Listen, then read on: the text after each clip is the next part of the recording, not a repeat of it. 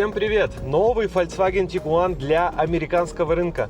Очень важный акцент, что именно для американского рынка, потому что европейские версии от американских могут очень сильно отличаться. И Tiguan здесь не исключение.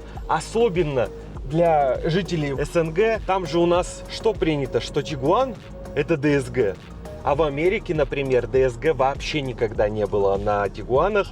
Это 8-ступенчатый iSyn. Двигатель же тут 2 литра, турбо-четверка, 201 лошадиная сила. 281 момента, если это передний привод, и 300 момента, если это полный привод. Конечно же, классический 8-ступенчатый автомат — это достаточно надежно, но все же мы привыкли видеть Tiguan с DSG, и вот этот вот драйв, динамика, движ, отзывчивость педали газа и в целом поведение автомобиля с обычным автоматом будет более спокойная, более стабильная, но и более надежная с точки зрения ресурса. Еще одно важное отличие: Tiguan для американского рынка это исключительно лонг-версия. В Европе вы можете купить короткий Tiguan, а длинные в разных странах, в зависимости от времени, назывались по-разному. Для Америки только длинная версия выпускается, и раньше ее можно было взять 7-местной.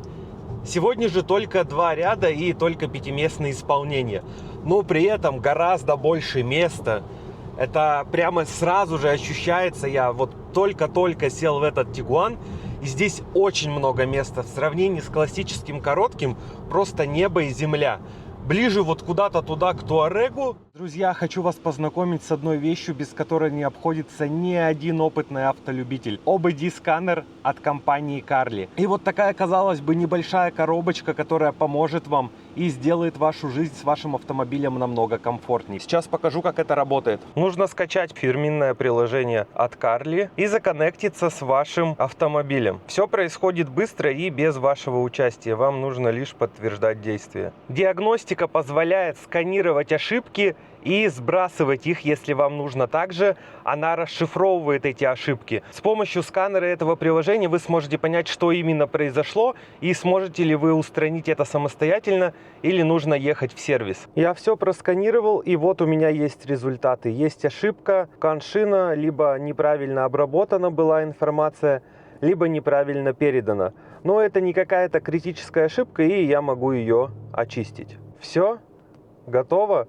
Ошибка убрана. Также через Carli мы можем делать кодирование, то есть изменять какие-то данные в автомобиле. Например, изменить настройки системы старт-стоп или складывание зеркал, если вы, допустим, не хотите, чтобы они складывались после закрытия автомобиля. Можно в реальном времени прямо на телефоне посмотреть данные вашего автомобиля, например, обороты, температура или давление. Есть функция проверки БУ авто. Это значит, что вы можете проверить, не скручивал ли, допустим, пробег предыдущий владелец. Можно делать сброс сервисов, адаптацию коробки передач и даже регистрировать аккумулятор. Ну и также у вас в приложении будет ваш цифровой гараж, который сохраняет все: сканы, отчеты, настройки и бэкапы. Вы будете знать все про свой автомобиль. Carli работает как на айфоне, так и на андроиде. Совместим более чем с 75 брендами автомобилей, с такими как Volkswagen, Mazda, Mercedes, BMW и так далее. Если вы всегда хотите быть в курсе, что с вашим автомобилем, то обязательно покупайте себе Carli. Ссылка в описании и в закрепленном комментарии. А по моему промокоду ARS15 вы получите дополнительную выгоду. Давайте проверим, как работает круиз-контроль. А круиз-контроль здесь абсолютно во всех комплектациях. Начинается Tiguan с 30 тысяч и где-то до 42 доходит. И вот все эти системы, удержание в полосе, предупреждение столкновений, парктроники, все вот это уже будет у вас даже в самом базовом Tiguan. 40 миль в час у меня выставлено. Давайте немного добавим до 48. Просит положить руки на руль, но нам нужно проверить полноценно, как это работает. Полосу держит ровно посередине. Все очень так аккуратно, не агрессивно, не опасно для других участников дорожного движения. Ну, я вот только обозначаюсь, что ложу руку на руль и сразу же ее убираю. Расстояние до впереди едущего автомобиля, соответственно, мы можем изменять. Ну вот мне так комфортно, как ведет себя в трафике. Очень стабильно держит автомобиль центр полосы и расстояние до автомобиля спереди. Вот уже прям давай, говорит. поддернулся, чтобы я включил. Вот. Как раз он включил аварийку, начал останавливаться. Типа, может, с тобой что-то случилось. Функция работает хорошо. Перед тем, как остановиться полностью, такой небольшой рывок, чтобы, возможно, водитель пришел в себя. Как будто бы это максимально проработано. Есть лайфхак, может быть, можно положить бутылку. Вот я положил бутылку. Не работает, он все равно просит именно руки, а не бутылку. Небольшой лаг при нажатии на педаль газа, конечно, присутствует. Отклик руля в Volkswagen всегда был прекрасным, и этот автомобиль не исключение. Очень информативный, понятный руль, понятное поведение автомобиля. Любые изменения положения рулевого колеса, мгновенная реакция, хорошая плотная подвеска. Я думал, вот этот дисплей 15 дюймов, есть еще и другой вариант, там 12 с небольшим дюймов. Но 15-дюймовый не очень гармонично бы здесь вставал, как мне казалось, когда я только фотографии смотрел, как будто он чуть-чуть сверху выпирает, закрывает обзор, но на самом деле ничего он не закрывает. Полностью все лобовое мы видим, он нам никак не мешает. Но приятно, что он такой большой, глаз совсем не напрягается, огромное количество информации на него влазит. Педаль в пол. Ну, ему прямо нужно время, чтобы раздуплиться. Драйв мод. Эко, комфорт, спорт, кастом, оффроад и снег. Достаточно большое количество режимов. Почему они тут все еще и добавляются? Потому что у нас полный привод. Полный привод доступен в старших комплектациях, либо как опция. То есть вы можете взять минимальную комплектацию за 30 тысяч, полный привод как опцию. Там еще какие-то мелочи добавятся. 1033, наверное, у вас уже с доставкой этот автомобиль выйдет. Я имею в виду с доставкой до дилера. Муфта Haldex, здесь ничего нового, задний привод подключается, когда это нужно. Внешний вид в Airline, конечно, когда у тебя максималка, все вот эти пакеты, это совсем хорошо, это выглядит круто, оптика великолепная. В более бедных комплектациях, конечно, попроще внешний вид, это тоже нужно учитывать, но это же Tiguan. Тигуану главное, вот диски нормальные поставил, купил хорошую резину, сделал стейдж и наваливай. Что ему еще нужно? Раз, два, три.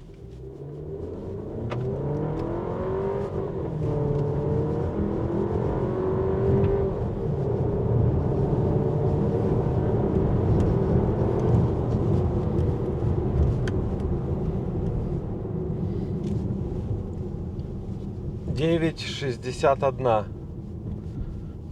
Что-то совсем медленно. Раз, два, три.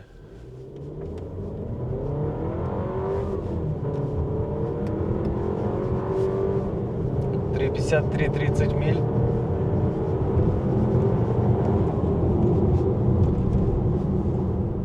Девять 19. Еще один раз давайте сделаем. У нас небольшая неровность. Там 3%, да, на дороге, вот показываю. Незначительная история, должно быть быстрее, как мне кажется.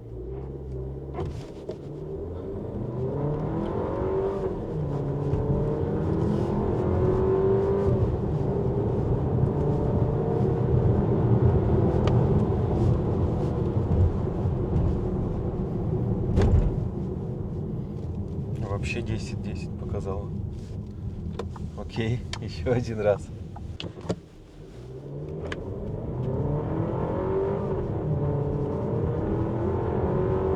Три 75. 907.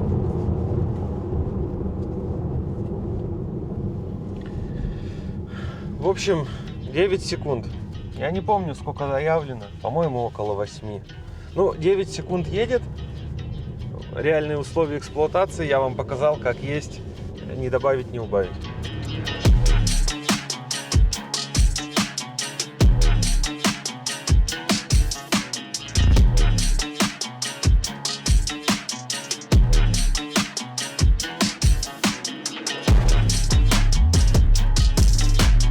Давайте посмотрим на внешность нового Тигуана. Это платформа MQB Evo, новая платформа. Сейчас во многие автомобили от Volkswagen, Audi Q3 ее внедряют. На ней есть возможность сделать PHEV и все остальное. Но еще раз, у нас автомобили с американского рынка. Поэтому здесь сейчас только безальтернативные 2 литра турбо 4 на 201 лошадиную силу. В максималке у нас 20-е диски. Смотрится интересно, такой синий цвет, вот куча всяких разных деталей.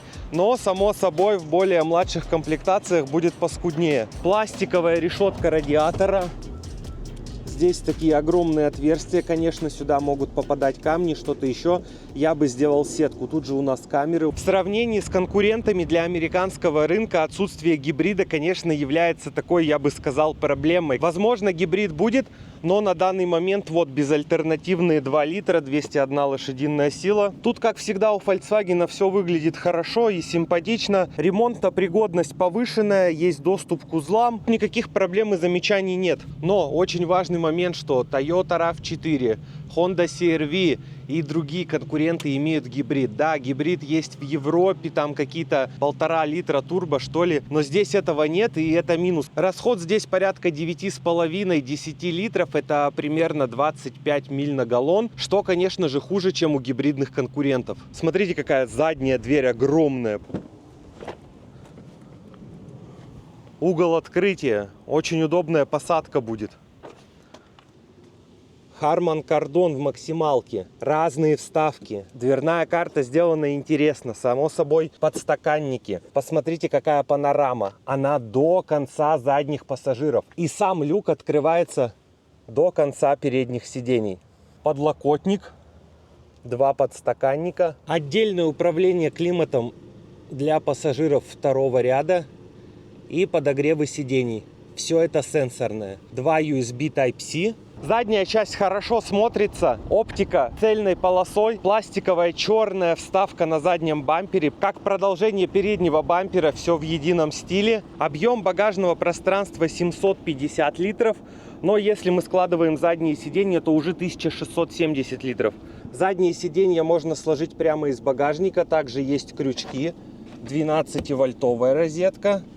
В багажной нише докатка и домкрат. И, конечно, кнопка электропривода.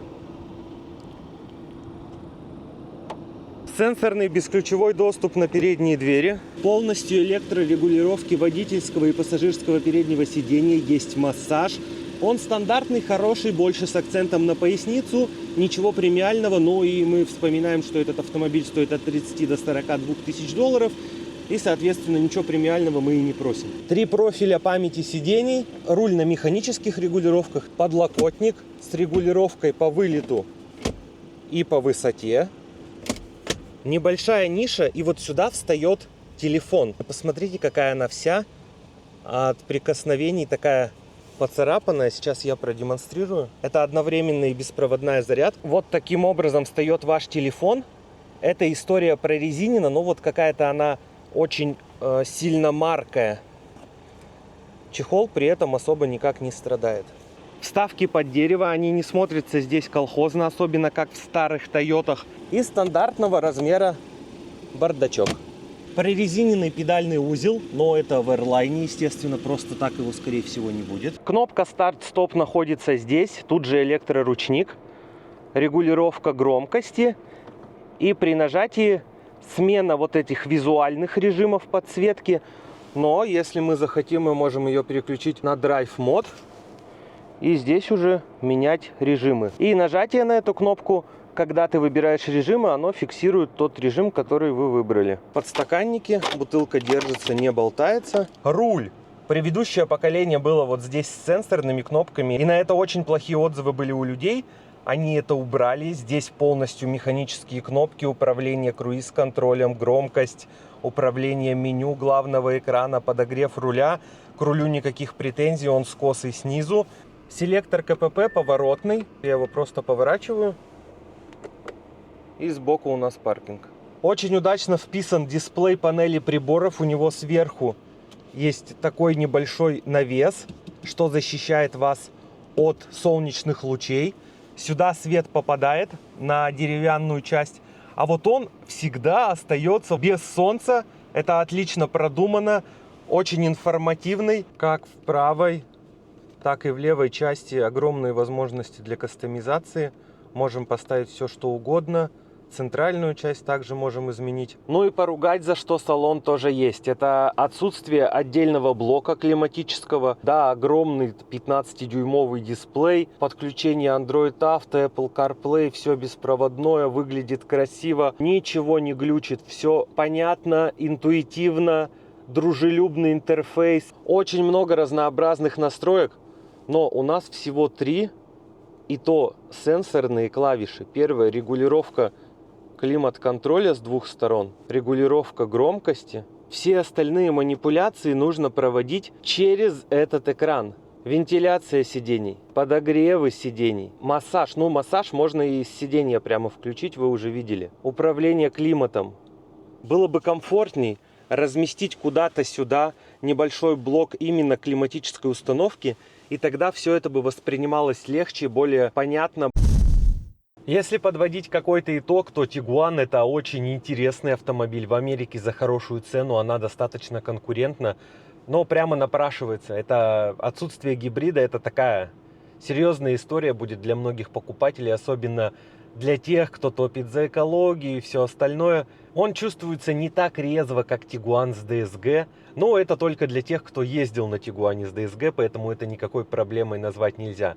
Отсутствие третьего ряда сидений говорит о том, что теперь в Америке они не хотят конкурировать, возможно, со своими другими какими-то моделями, но так или иначе пятиместный автомобиль просто огромный. Места для всех передних, задних пассажиров и для груза будет достаточно. Понятный двигатель, понятная коробка, новая платформа, что-то обновлено. Может быть, завезут гибрид, и это тоже будет хорошо. Возможность получить полный привод даже в минимальной комплектации — это также огромный плюс. Все вот эти ассистенты и сервисы, которые уже есть с базовой комплектацией, то есть она достаточно хорошо оснащена. Думаю, что своего клиента, само собой, этот автомобиль найдет. Стал выглядеть интереснее. Кто-то говорит, что более какой-то китайский экстерьер и все такое. Само собой, Volkswagen, как и другие бренды, в том числе ориентируются на китайский рынок. Но я ничего китайского в экстерьере не увидел. Интересно, как вы оцениваете этот экстерьер, вообще дизайн автомобиля? Нравится вам или нет? Пишите обязательно об этом в комментариях.